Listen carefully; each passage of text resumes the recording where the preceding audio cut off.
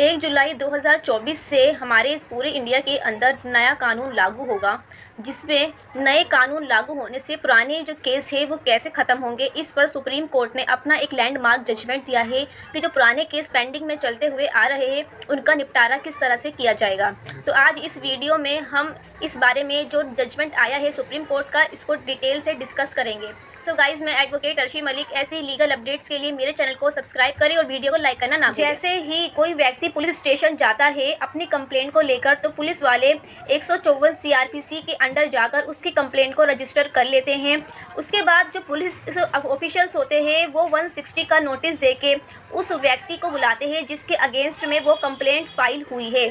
इसके बाद जो पुलिस वाले होते हैं वो अपनी इन्वेस्टिगेशन करते हैं, इंक्वायरी करते हैं और बहुत सारे एविडेंस वो सब कलेक्ट करते हैं जो भी उस व्यक्ति के अगेंस्ट में उन्हें मिलते हैं।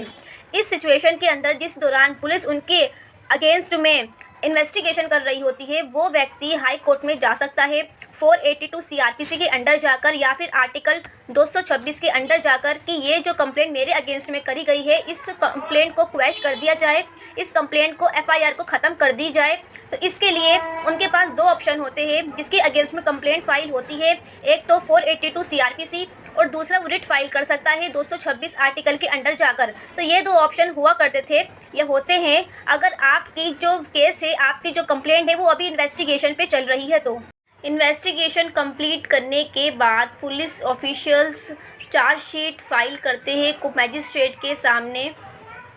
इन्वेस्टिगेशन कंप्लीट होने के बाद में पुलिस ऑफिशियल्स चार्जशीट फाइल करते हैं मैजिस्ट्रेट के सामने।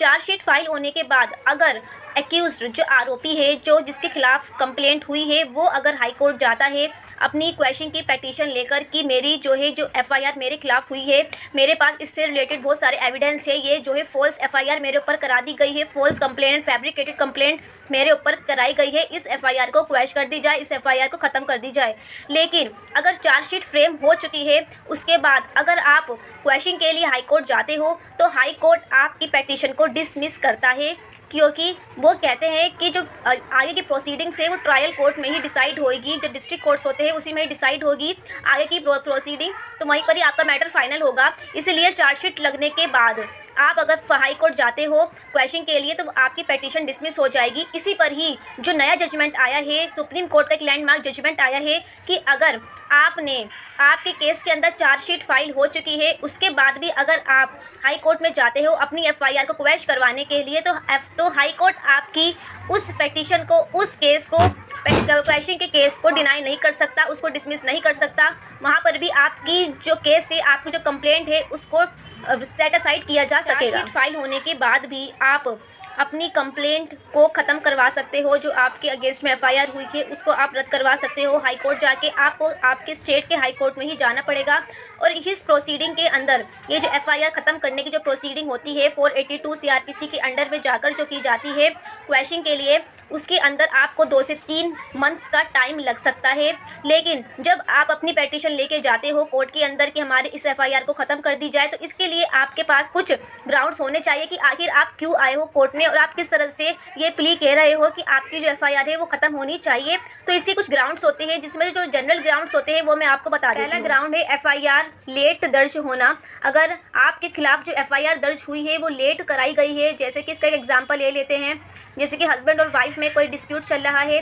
वाइफ 1 साल बाद अपने हस्बैंड के खिलाफ या अपने इन लॉज के खिलाफ 498A की FIR करवाती है 1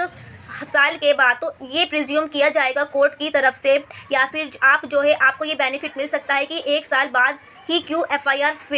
दर्ज करवा रही है, इसको प्रोवोक किया गया है, इसको भड़काया उकसाया गया है। अगर तो ये ग्राउंड आपका बन सकता है अगर आप क्वेश्चन के लिए जाते हो हाई कोर्ट के अंदर। दूसरा ग्राउंड ये है कि अगर आपका कोई भी फंडामेंटल राइट वायलेट हुआ है, जैसे भी कोई भी इंक्वायरी के लिए अगर पुलिस आपको बुलाती है तो पुलिस को 41A का नोटिस देना होता है। अगर उस क्राइम के अंदर, उस ऑफेंस के अंदर सज़ा 7 ईयर्स से कम है तो आपको पुलिस 41A का नोटिस देगी। Arnesh Kumar versus state of Bihar वाले केस में जो कहा गया था, जो गाइडलाइंस प्रोवाइड कराई गई थी सुप्रीम कोर्ट की तरफ से, अगर पुलिस ऐसी इन डायरेक्शंस को फॉलो नहीं करती है तो इस सिचुएशन के अंदर भी आप क्वेश्चन के लिए जा सकते हो हाई कोर्ट के अंदर। ग्राउंड ये हो सकता है कि अगर दोनों पार्टीज़ के बीच में सेटलमेंट हुआ था और एक सेटलमेंट अमाउंट फिक्स किया गया था, लमसम अमाउंट फिक्स किया गया था और वो सब जो लेन देन है वो सब हो जाता है, बट फिर भी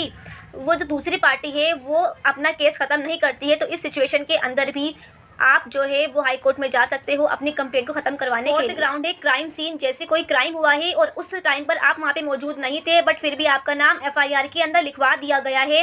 तो इस सिचुएशन के अंदर भी आप हाई कोर्ट में जा सकते हो। इसे बोलते हैं प्ली ऑफ एलिबाई, जो एविडेंस एक्ट के सेक्शन 11 के अंदर मेंशन है कि आप एलिबाई के थ्रू भी अपने इस केस को आप क्वैश करवा सकते हो। तो गाइस, चार्जशीट लगने के बाद भी और चार्जशीट लगने से पहले ही दोनों ही सिचुएशन के अंदर आप हाई कोर्ट में जा सकते हो अपनी क्वैशिंग की पिटीशन लेकर कि हमारे ऊपर जो एफआईआर की गई है ये झूठी एफआईआर है, और आपके पास बहुत सारे एविडेंस होना चाहिए अपनी बात को प्रूफ करने के लिए। और इसी के साथ साथ आप जो है लोक अदालत लगती है वहाँ पर जाकर भी आप दोनों पार्टीज़ मिलकर सेटलमेंट कर सकते हो, म्यूचुअली सेटलमेंट कर सकते हो, चाहे कोई अमाउंट ले दे के जो भी आपका बनता है वो कर करा के आप उस लोक अदालत के अंदर अपना मैटर को रिजॉल्व करा सकते हो। जैसे आपके सामने भी, जैसे कि अब नई जो